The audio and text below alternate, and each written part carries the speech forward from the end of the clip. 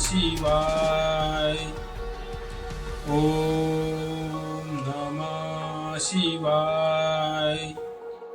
ओम नमः शिवाय। ओम नमः शिवाय। ओम नमः शिवाय। ओम नमः शिवाय।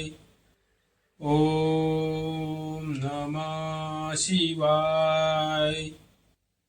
ओम नमः शिवाय। ओम नमः शिवाय। ओम नमः शिवाय। ओम नमः शिवाय। ओम नमः शिवाय।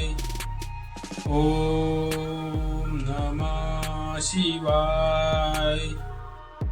ओम नमः शिवाय। ओम नमः शिवाय। ओम नमः शिवाय। इसे 108 बार या कम से कम 5 मिनट तक जरूर करें और ध्यान रखें आपका पूरा ध्यान सिर्फ मंत्र पर हो। कुछ ही मिनटों में आप महसूस करोगे आपका मन हल्का हो रहा है, तनाव दूर जा रहा है और एक सकारात्मक ऊर्जा आपके अंदर भर रही है। दोस्तों, अगर आप सिर्फ 5 मिनट भी रोज शिव जाप करोगे तो आपका जीवन बदल सकता है।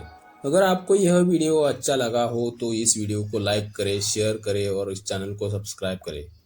हर हर महादेव।